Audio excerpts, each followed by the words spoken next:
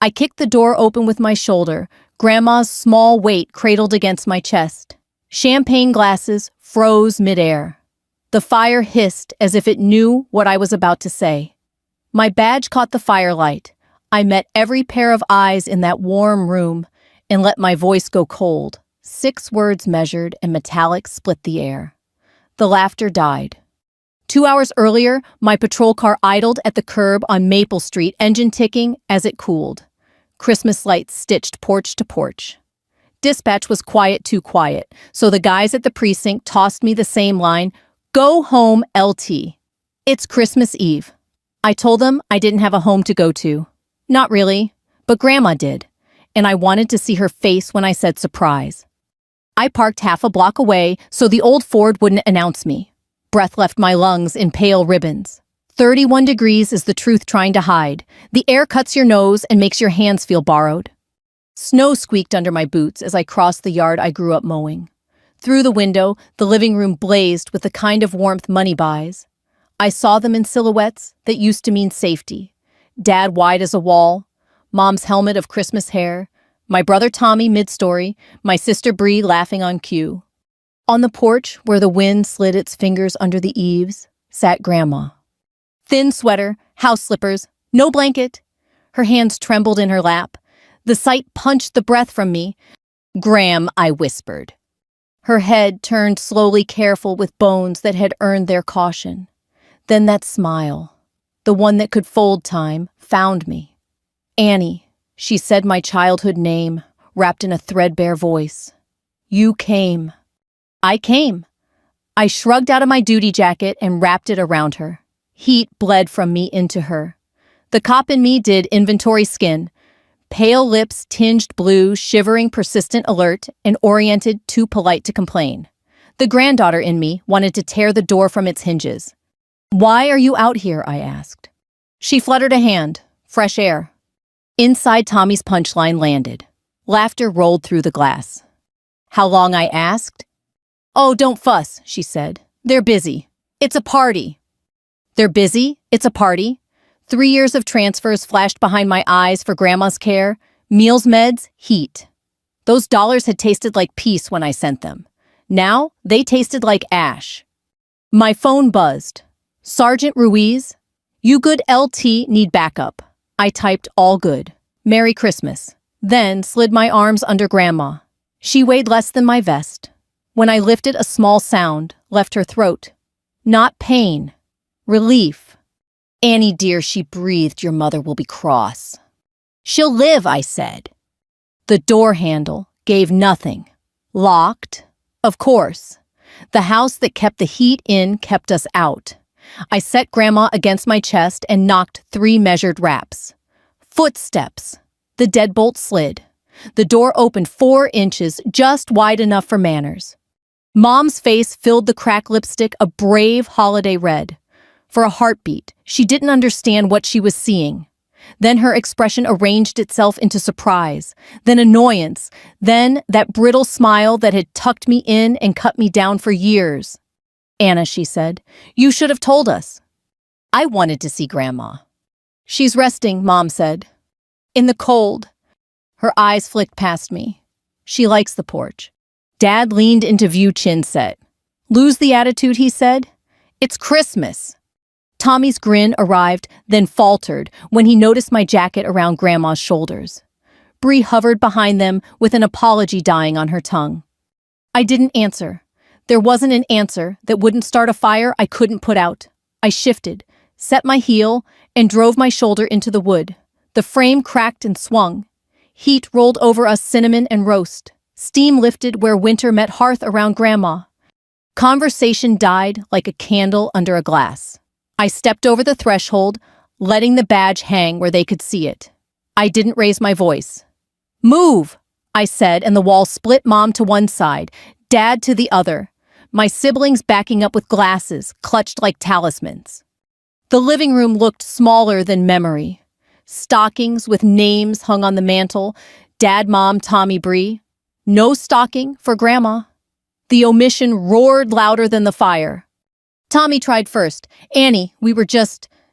"Don't," I said. Bree's eyes shone. We didn't mean... Don't! Silence gathered between us like black ice. I heard the thermostat click. I heard Grandma's teeth chatter, once then settle. I heard my heart knock in my throat. The cop in me counted details for a report I never wanted to write. Environment warm and festive. Victim found outside at 31 Fahrenheit without adequate covering. Family present, signs of neglect. Funding provided by reporting party. The granddaughter in me saw a summer memory blanket fort. Thunder outside a flashlight under our chins, while Grandma turned shadows into stories that made fear gentle. Those two selves stood shoulder to shoulder and agreed on one word. Enough. I adjusted my grip and faced them. Their eyes skittered, looking anywhere but at the truth in my arms. I let the silence stretch. When I finally spoke, my voice was steady, the kind that carries in courtrooms. I spoke 6 words. The air changed. The room shrank. Champagne dulled. Someone whispered, "Oh, God!" Dad's mouth opened and closed. Mom's hand flew to her pearls. Tommy swore. Bree started to cry. I didn't wait for defense. I shifted Grandma higher and turned toward the door. Winter reached in as I opened it. Behind me, the house crackled with a new kind of fire, the kind that eats through stories and leaves only facts. Outside, the night swallowed us in quiet. Snow pebbled the sidewalk with a soft hiss. I tucked Grandma closer and let the breath I'd been holding go. "Where to, Annie?" Grandma asked. "Someplace that remembers what the word family means," I said. We moved through the cold like a promise being kept. When I was 9 years old, thunder cracked over our little house on Maple Street. My brother hid under the covers, my sister screamed, and my mother snapped at us to be quiet. But Grandma? She pulled a quilt around her shoulders, grabbed a flashlight, and crawled into the blanket fort I had built in the living room. "Storms," she whispered, shining the light under her chin, "are just the sky telling stories." I forgot to be afraid. That was Grandma's gift. She turned fear into something small enough to hold in your hands. Even after I grew older, even when the world outside got louder and meaner, Grandma was my still point. She made grilled cheese with too much butter. She knew when I was lying, but she let me learn the lesson myself. When my father barked that I was ungrateful, she would tilt her head, lay a hand on my cheek and say, "You're worth more than anger." It's strange, isn't it? The way love doesn't shout. Love just waits steady as the ticking of a clock until you need it. I grew up in a house where shouting was common currency. Dad barked about bills. Mom snapped about appearances. Tommy and Bree learned fast that laughing at his jokes and complimenting her hair got them what they wanted. Me, I asked questions. I pushed back. I signed up for the army, then the academy, and finally the badge. My father said I was embarrassing him by wearing a uniform that wasn't dress blues or a suit. My mother told me no one wanted a daughter who carried a gun instead of a purse. But Grandma pinned my cadet badge on with hands that trembled and her eyes spilled proud tears. "You'll do good," she said, "because you remember what pain feels like." That night, I promised myself she would never feel pain because of me. Fast forward to Christmas Eve. 31 degrees, no blanket, her body shaking like leaves in November. My blood went cold because in one snapshot, I saw decades of lies. They hadn't just neglected her tonight. They had been erasing her day by day while cashing the checks I sent. It all made sense now, the extra car in the driveway, the remodeled kitchen, the vacations posted online. Meanwhile, Grandma's hands had grown thinner, her clothes older. Every transfer I made in her name had bought them another bottle of champagne. Standing there, holding her close, I remembered the countless times she gave me what little she had. When I was 12, she slipped me quarters for the arcade, telling me not to tell Mom. When I was 16 and Dad found out I'd applied for the academy, she sat with me on the porch and told me not to apologize for wanting more. And now, she had been sitting out here in the cold because they couldn't be bothered to give her a chair by the fire. "Annie," she murmured against my jacket, "don't be too hard on them." Her voice cracked something in me. Too hard I'd barely begun. I wanted to tell her everything I'd seen in my job, the bruises hidden under sleeves, the silent tears of elders left in squalor while their children pocketed pensions. We called it elder abuse in the reports. 3 words that carried the weight of felony charges. But behind the words were stories like hers. Souls treated as inconvenient cast aside while the world pretended not to notice. I had seen strangers do it. Now it was my own blood. And here was the cruel twist. Grandma, even in her suffering, still defended them. Still made excuses. That was her way. She believed family could be forgiven, that love was heavier than betrayal. I looked at her small face, lips pale, but smiling at me, and I realized why this hurt worse than any crime scene I'd worked. Because she deserved better. Because she had made me the person who wore this badge, and the badge meant nothing if I couldn't defend her. Inside, I could still hear the muffled rise and fall of voices, my family laughing, oblivious. The glass walls of warmth and privilege separated them from the frost that had been gnawing at her bones. And something in me hardened. I whispered into her hair, "They'll answer for this, Graham. I swear it." She patted my chest, weak but steady. "Promise me you won't lose yourself, Annie. Don't let anger take you." I closed my eyes, because I knew anger was already in me, curling like smoke. But I also knew something else. There's a difference between anger and justice. Anger burns quick and leaves ashes. Justice, when done right, leaves scars in the guilty and safety for the innocent. I wanted both. That's when I shifted. Her weight turned back to the door and squared my shoulders. For once in my life, I wasn't going to argue or plead or try to make them see me. I was going to make them see her. And when I kicked that door open, I carried not just a frail old woman, but every promise she had ever whispered into my bones. The living room looked the same, but it felt foreign. The tree twinkled in gold ribbons present, stacked high beneath. Stockings lined the mantel, Dad, Mom, Tommy, Bree, but no stocking for Grandma. That detail sliced through me sharper than any blade. Dad set his glass down with deliberate force, like a judge with a gavel. "Anna," he said, voice dipped in disdain. "What's the meaning of this?" I adjusted my hold on Grandma and let my badge glint under the firelight. "The meaning," I said evenly, "is that she's freezing on your porch while you toast yourselves." Mom gasped as though I had cursed. "That's not fair. She wanted air." Grandma stirred in my arms. "Don't fuss, Annie." "Quiet, Gram," I said softly, then louder. "Air 31 degrees isn't air. It's a death sentence." Tommy chuckled nervously. "Come on, sis. Don't be so dramatic." We just stepped away for a second. I cut him off. I've seen hypothermia take people half her age in half the time. My eyes scanned the room, taking inventory like I would on a call, flushed cheeks from drink, glistening food on plates, laughter residue in the air. "You were in here sipping champagne while she shook like a leaf." Bree wrung her hands. "We didn't mean—" "Intent doesn't matter. Impact does." I shifted Grandma, her head resting against me, and caught the tremor in her lips. Dad crossed his arms. "You always were dramatic. Always looking for a fight. This is Christmas Eve. Don't come barging in here accusing your family." I met his stare. Family protects the vulnerable. Family doesn't leave them on a porch like forgotten furniture. For a moment, no one spoke. The fire cracked. Mom's hand clutched her necklace. Tommy poured himself another drink as though alcohol could drown accountability. Grandma whispered, "Please, Annie, it's not worth." But it was worth everything. I scanned the stockings again, the names in embroidered red. The absence of hers screamed louder than their protests. "You erased her," I said. My voice shook, not with weakness, but with fury. "You've been erasing her for years." Mom frowned. "We haven't? You think I don't notice?"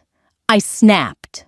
All the transfers I made for her care, where did it go? Because it didn't buy her warmth.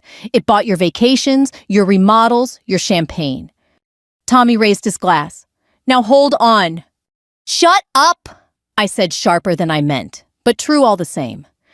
Dad slammed his hand against the armrest. "You don't talk to your brother that way in my house."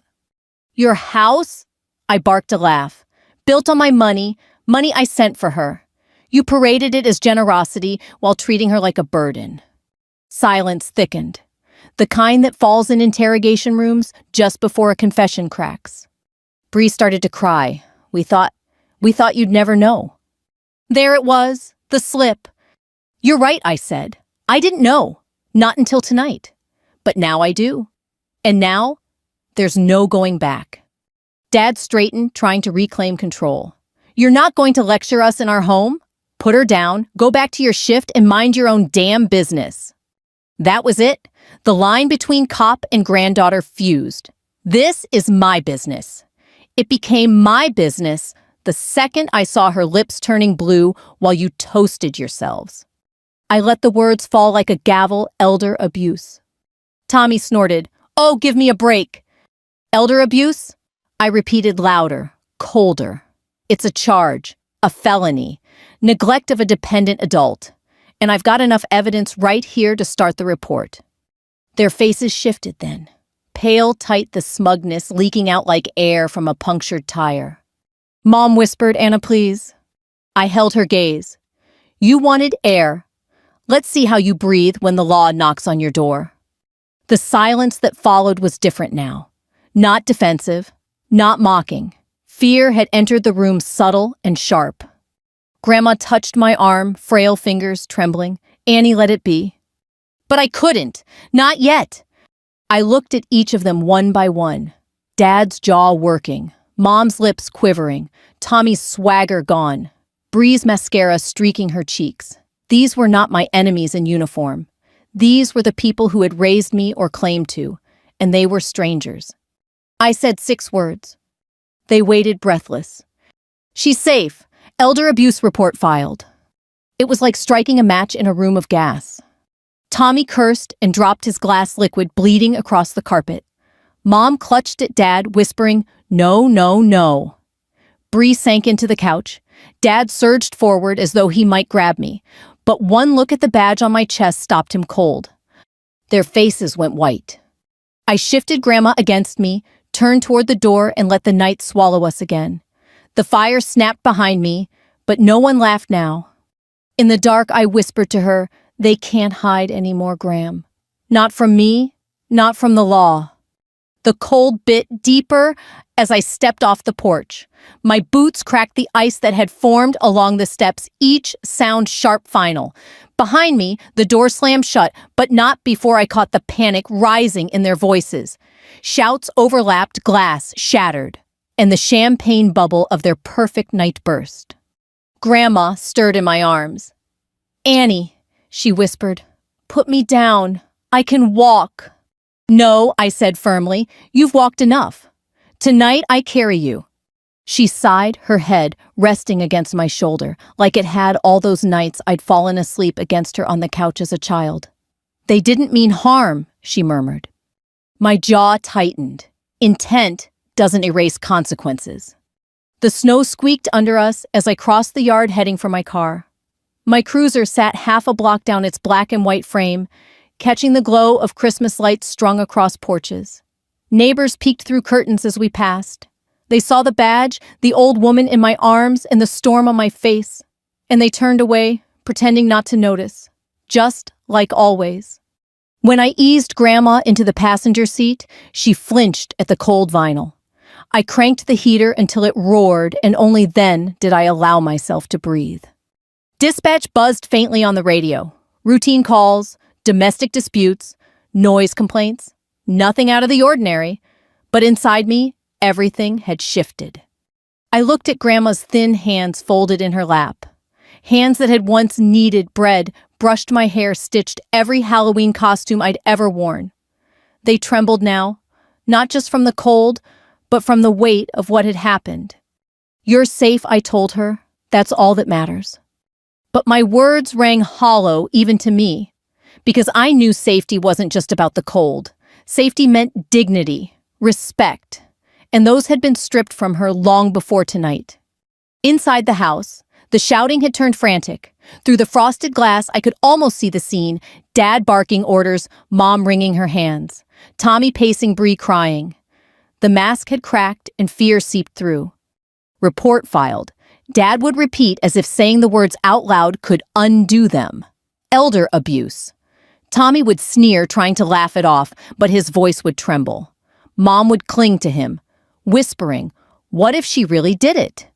They were unraveling. I shifted the gear into drive, but I didn't press the gas. My hands gripped the wheel knuckles white. I was torn. One part of me screamed to march back and slap cuffs on each of them and drag them to the station. Another part whispered of blood ties, of holidays, of Grandma's voice pleading for peace. "You okay, Annie?" Grandma asked softly. I looked at her, at the way her eyes still carried warmth despite everything. "I don't know," I admitted.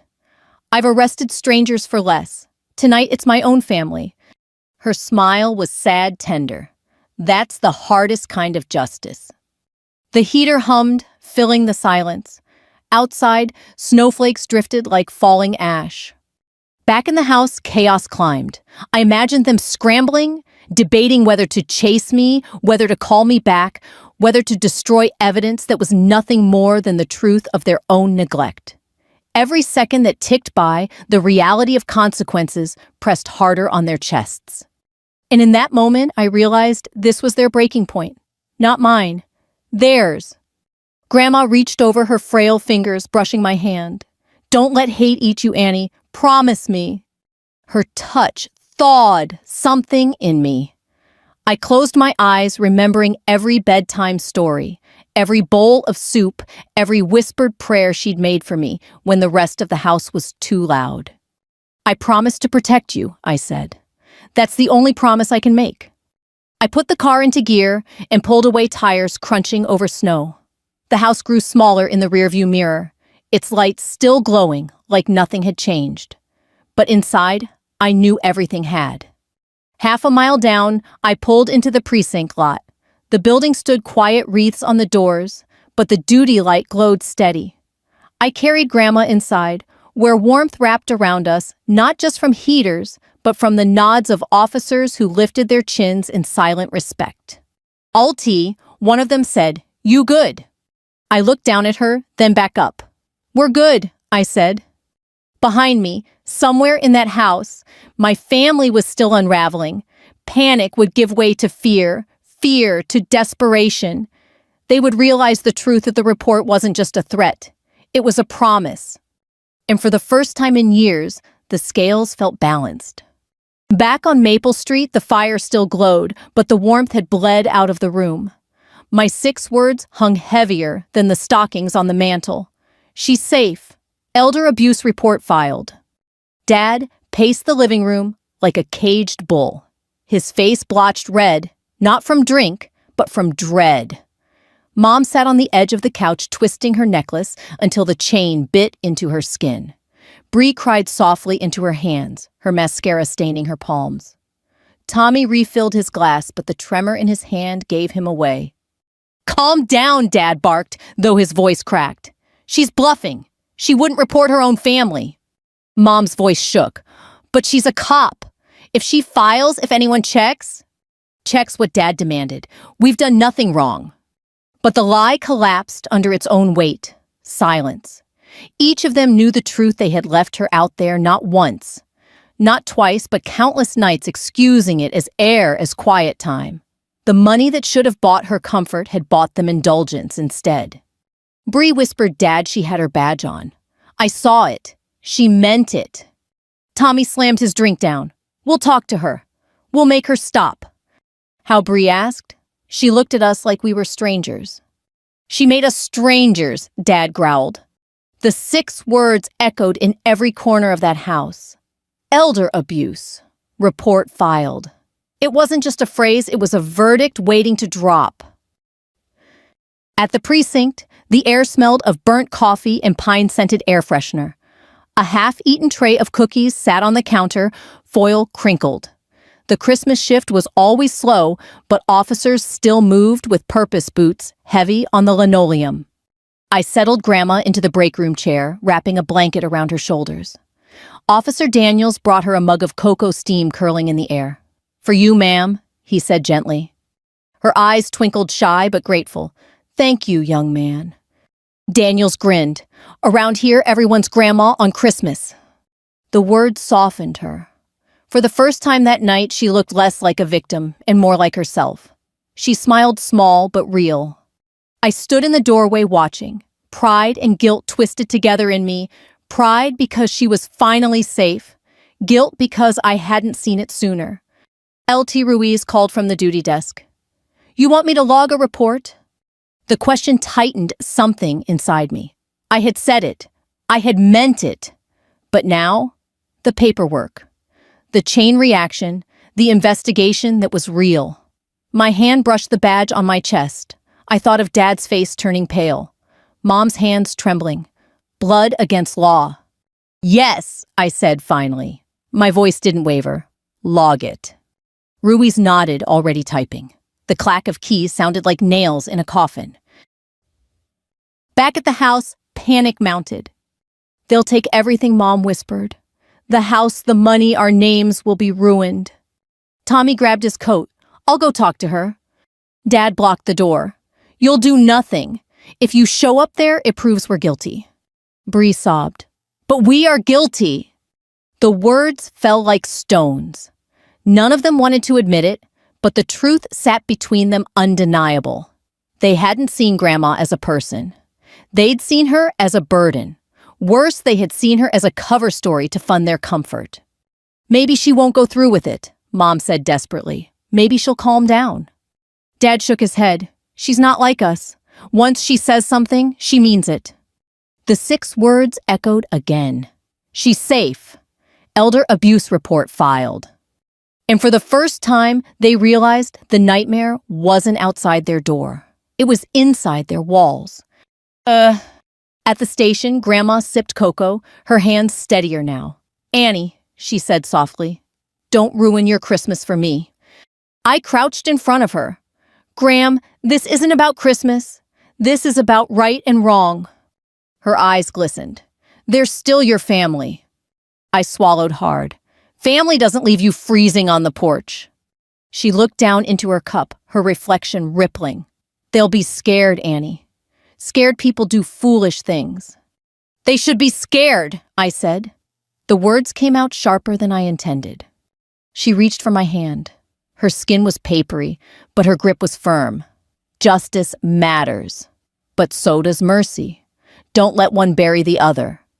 Her words pierced me. I thought of every call I'd been on, every perp I'd cuffed who begged for a break, every victim who wanted punishment, and everyone who wanted forgiveness. Justice and mercy never walked easily together. And now they pulled me in opposite directions. I looked at her, this woman who had carried me through storms, with stories who had stitched love into every seam of my childhood. She deserved justice, but she also deserved peace. Ruiz approached folder in hand. Reports logged. APS will get notified in the morning. Adult Protective Services. The words landed heavy. Once they got involved, everything changed. Investigations, home visits, court hearings.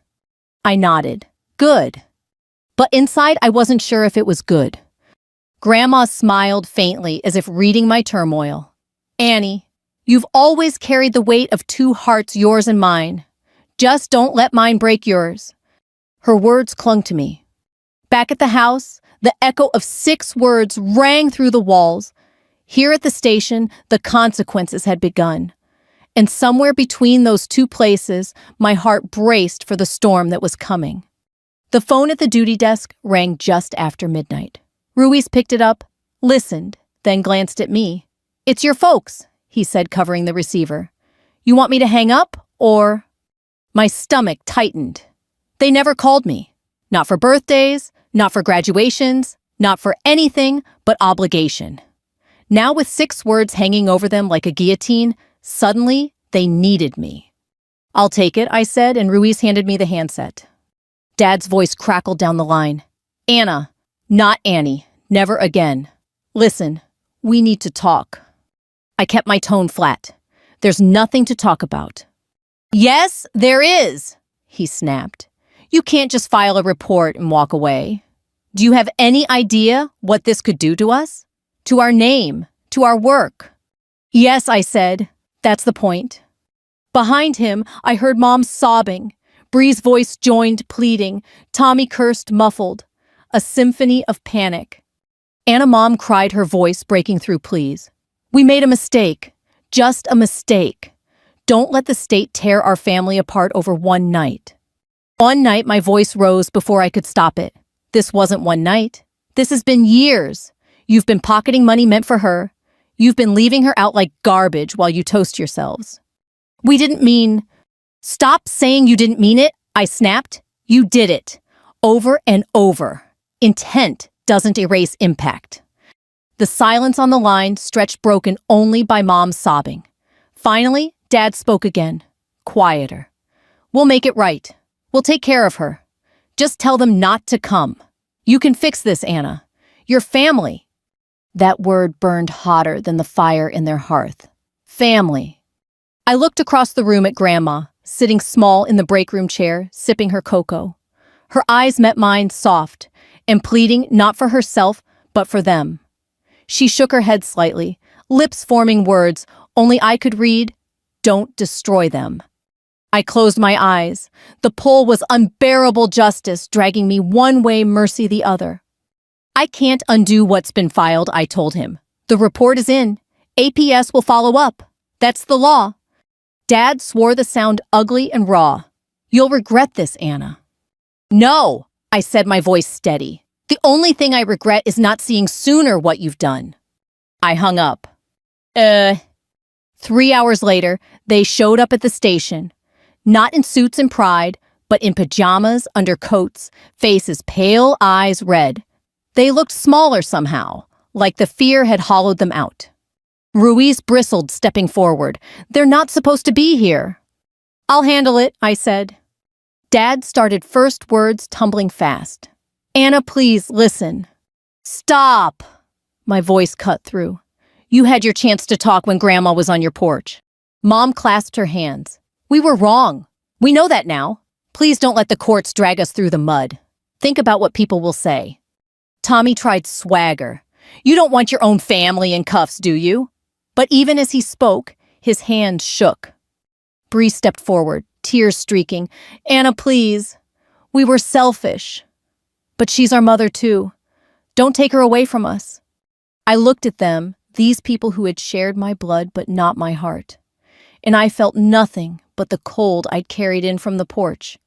She's not your mother anymore, I said. Not after tonight. You lost that privilege. They flinched as if I'd struck them. Behind me, Grandma's voice rose fragile but firm. Annie. I turned.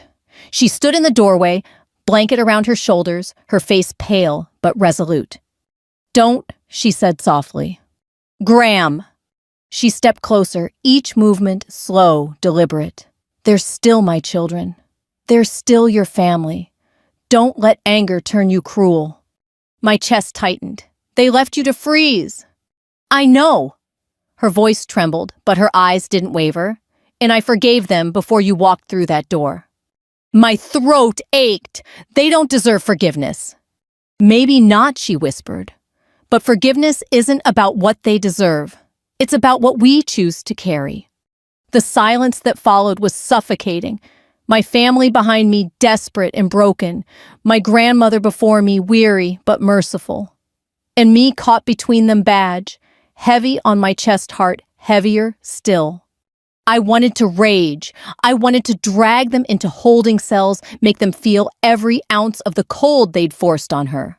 But her eyes, those eyes that had calmed storms when I was 9 years old, held me. And I realized something: justice could punish them, but mercy could haunt them. Knowing they had been spared by the woman they betrayed, that would weigh on them longer than any sentence. Graham, I whispered, this could ruin everything. Their jobs, their names. She nodded. Yes, but if you push too far, it could ruin you too. Her words sank deep. Justice mattered, but so did mercy. And maybe the truest revenge wasn't prison bars, it was making them live every day with the memory of what they'd done and the grace of the woman they had wronged. I lowered my gaze. The room spun with silence. Finally, I said, the report stands. APS will come. But what happens next? Depends on how you live with what you've done. Dad swallowed hard. Mom wept harder. Tommy cursed under his breath. Bree nodded faintly, as if she understood. Grandma's hand found mine. Her grip was weak, but her voice was strong. "That's enough, Annie. That's enough." And for the first time that night, I let the fire in my chest flicker just enough to breathe. The station smelled of burnt coffee and disinfectant. But to Grandma, it might as well have been a sanctuary. She sat in the break room blanket, still around her shoulders, cocoa steaming in front of her. The fluorescent lights hummed overhead, a poor substitute for Christmas candles, but her eyes softened anyway. "It's warm," she whispered. "That's all that matters." Officer Daniels leaned against the doorframe, grinning. "Warm and safe, ma'am. That's our specialty." Grandma's lips curved, shy but genuine. "You don't have to call me ma'am, just Grandma." He chuckled. "Deal. Merry Christmas, Grandma." The room brightened. Laughter rippled through the officers, who'd gathered Ruiz Daniels, a couple rookies finishing paperwork. They nodded, lifted mugs, and in that moment, the break room became something my childhood home never had been welcoming. I leaned against the wall, arms crossed, watching. A strange ache rose in my chest. It wasn't sadness exactly. It was relief. Relief that she could still smile, still be seen. Grandma looked around, wonder, softening her features. "You all have families of your own. Why spend Christmas here?" Ruiz shrugged. "Somebody's got to keep the city standing. Besides, this is family too." Her eyes misted. "Family," she repeated, as if tasting the word for the first time in years. I saw it then. She was no longer shrinking under their neglect. She was glowing, lifted by the respect of strangers who had chosen to treat her with dignity. "Annie," she said, turning to me, "I think I've found my people." The word struck deep. For so long I had wished for her to be cherished the way I cherished her. Now in the unlikeliest of places, the fluorescent-lit station, the break room with chipped mugs, she finally was. Oh. Meanwhile, across town panic reigned. The house on Maple Street had gone silent after our confrontation, but the silence didn't last. The fear gnawed at them louder than any carol. They imagined APS at their door, investigators combing through bank accounts, neighbors whispering. Mom sat hunched in her chair, murmuring prayers. Dad called contacts, searching for a way to smother the report. Tommy raged, blaming Bree, blaming Mom, blaming anyone but himself. Bree wept, mascara streaked down her face, whispering, "We lost her. We lost her for good." The 6 words haunted every corner. "She's safe. Elder abuse report filed." And for once, it wasn't me who carried the weight of fear. It was them. Back at the precinct, Ruiz clapped me on the shoulder. "You did right, LT." "Did I?" I asked. He studied me. "You protected her. That's the job. That's the oath. Doesn't matter if it's a stranger or your own blood. That's what makes you good at this." I swallowed. "Feels different when it's your family." He nodded. "Always does. But family isn't about blood. It's about who shows up." I looked across the room at Grandma, laughing gently, as Daniels told a story about chasing a shoplifter who got stuck in a vent. She was safe, wrapped in warmth and attention, finally at the center instead of the edge. Family. Later, I walked Grandma down the hall, the hum of the station echoing like a lullaby. "You'll sleep here tonight," I told her. Guest cot in the wellness room. Not perfect, but better than the porch. She squeezed my hand. "Perfect is overrated. Safe is enough." I helped her settle, tucking the blanket around her shoulders. She caught my wrist before I pulled away. "Annie," she said softly, "I've never been prouder of you. Not because of the badge, because of your heart." My throat tightened. "You always believed in me." She smiled. "And you proved me right." For the first time that night, I felt a measure of peace. Not total, not complete, but enough to breathe. Hours later, when the night had deepened and the snow thickened outside, I walked back into the break room. The rookies were asleep at their desks, Ruiz snoring lightly in his chair. The world was quiet. I sat alone, head in my hands, and whispered to the silence, "She's safe." And this time, it wasn't a warning. It was a truth. Morning light seeped through the precinct blinds, pale and gray. Snow still clung to the cruiser roofs outside, muffling the city in a quiet that felt unnatural. Christmas Day. For most, it meant gifts and laughter. For me, it meant waiting. Grandma stirred awake in the wellness room, her hair silver against the pillow, a faint smile tugging at her lips, as if she had dreamed of kinder places. She looked at peace.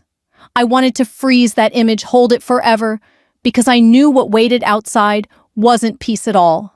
It was fallout. At 9 a.m., the phone rang. Ruiz answered, listened, then looked at me.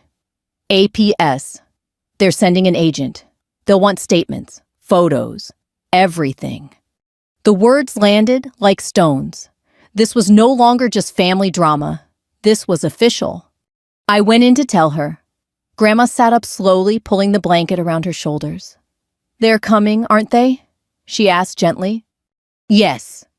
Her eyes searched mine. "You won't stop it." I shook my head. "I can't, and I won't." She exhaled long and steady, then let it come. On Maple Street, the panic had curdled into dread. Dad paced phone, glued to his ear, but no one answered. His contacts couldn't shield him this time. Mom sat silent, staring at the untouched tree. Tommy drank himself into a stupor, while Bree begged them all to do something. "What if they take her away from us forever?" Mom whispered. "She's already gone," Bree said bitterly, "and she's never coming back." The 6 words still haunted the house. "She's safe." Elder abuse report filed. They rang louder than carols, sharper than bells. For the first time in their lives, the control had slipped through their fingers, and they were terrified. At the precinct, the APS agent arrived just past noon. A woman in her 40s, sharp eyes softened by years of listening. She shook my hand, then crouched in front of Grandma. "Ma'am," she said gently, "I'm here to make sure you're okay. May I ask you some questions?" Grandma nodded, calm. "Ask what you need." I stayed close as the agent checked her for signs of neglect, thin sweater weight loss bruises that told of long winters endured without care. Each answer added weight to the report. The agent's pen scratched across paper, each stroke sealing what I had known in my bones: my family had failed her. When it was done, Grandma sipped the tea they brought her. "What happens now?" she asked. The agent folded her hands. "We'll investigate further. Home visits, financial reviews, interviews. If neglect is confirmed, there may be charges." Grandma's gaze drifted toward me. "And if I don't want charges?" The agent paused. "That will carry weight, but the state still has a duty. Elder abuse is serious." Grandma nodded as if she had expected nothing less. She turned back to me, her eyes heavy with both love and sorrow. "Annie, I told you not to destroy them." I clenched my fists. I didn't. They destroyed themselves. By evening, the story had spread among neighbors. Whispers moved faster than snowplows. The image of my parents' proud hosts of Christmas Eve was now shadowed by rumors they left her outside. The police were called. The daughter filed a report. Their names carried weight in that town. Now weight dragged them down. I heard through colleagues that Dad had shouted at a neighbor who asked if the rumors were true. Tommy hadn't been seen all day. Bree had called a friend in tears. Mom hadn't left the house at all. Consequences had begun, and there was nothing they could do to stop it. Back at the station, Grandma joined the officers for dinner. They'd brought in takeout pizza, fried chicken, nothing fancy.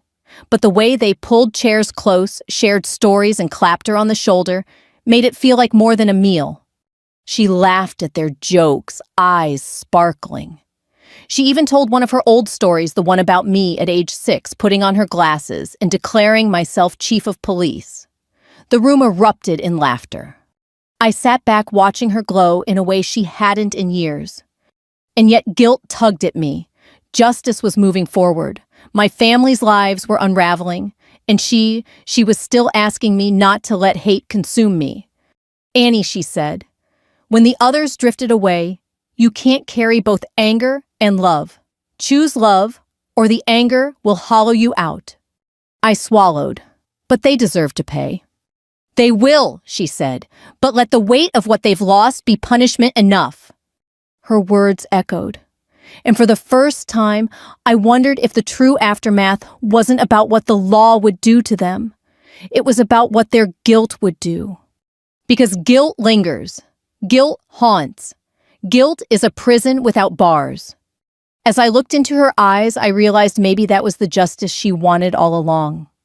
The days that followed felt different. Not just because of the snow that blanketed the town, muffling every sound, but because something in the air had shifted. News spread in whispers. Did you hear the Tran family is under investigation? The same neighbors who once envied their champagne parties now crossed the street to avoid them. The reputation they had guarded so fiercely was crumbling not with an explosion, but with a slow, relentless unraveling. Dad stopped going to work. Mom closed the curtains and pretended no one could see through them. Tommy raged, his voice carrying into the street. Bree was the only one who cried in public, her sobs echoing down the block like an unending apology. 6 words had done this. She's safe. Elder abuse report filed. Words they would hear in their heads every time the phone rang, every time a neighbor looked too long, every time guilt clawed at their chests. And I didn't need to add a thing. Their punishment was living in the shadow of their own choices. At the precinct, Grandma's world was expanding. Officers brought her cookies from home. The rookies asked her advice on life and love as if she were their own grandmother. She took to the role naturally, offering wisdom with that gentle humor that had carried me through storms. This place, she said one evening, feels like family. Her words pierced me, not because they hurt, but because they healed. She wasn't invisible here. She wasn't a burden. She was seen. She was valued. She was loved. For years, I had thought my duty was to shield her from harm. But maybe the truer duty was to bring her into the light where others could love her too. The APS investigation moved forward. Agents reviewed bank statements, conducted interviews, asked neighbors about what they'd seen. There would be consequences, mandatory oversight, financial restrictions, perhaps even charges. My family would never escape the stain. But I didn't feel triumph. Not anymore. Just a deep, steady calm. Grandma sat beside me in the break room, her hand over mine. "You've done enough," she said. "Have I asked?" "Yes." Her smile was soft. "The law will take care of what it must. Let their guilt take care of the rest." I nodded, finally understanding. Justice wasn't about vengeance. It was about balance. And balance had been restored. On New Year's Eve, a week after the night everything changed, the precinct gathered again. Pizza boxes stacked on tables, laughter filling the air.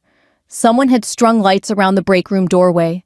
Grandma sat in the center, a paper crown on her head, courtesy of Officer Daniels. She caught my eye across the room and mouthed, "Thank you." I walked over, kneeling so we were eye level, for what I asked. "For giving me back a family?" she said. I blinked against the sting in my eyes. "You never lost me." "I know," she said, "but now I know I'll never be alone either." Her words wrapped around me like her quilts once had when thunder rolled outside and I was just a scared little girl. Later that night, when the clock struck midnight and cheers echoed through the station, I stepped outside for air. The snow was falling again, soft and endless. The street lamps painted the world in gold. I thought of my family. My blood family sitting in that house, curtains drawn tight, afraid to face the world they had once ruled with arrogance. And I thought of Grandma, inside surrounded by warmth and laughter, finally cherished the way she always should have been. That was justice. That was mercy. That was enough. As I drove Grandma home, not to Maple Street, but to my own place where she would live, from then on, she fell asleep in the passenger seat, her face peaceful. I whispered to the night, "She's safe." And this time, the words weren't a warning or a threat. They were a promise. Oh, stories like this aren't just about families breaking. They're about choices. The choice to protect, the choice to forgive, the choice to redefine what family really means. If you've ever felt unseen, if you've ever had to fight to protect someone you love, know this: justice and mercy can walk together. And sometimes the strongest revenge isn't shouting or punishment. It's building a new life where love wins. If this story touched you, share it. Leave a thought for someone you love. And if you'd like to hear more stories like this, subscribe and stay with us. Because somewhere out there, someone needs to know they are safe.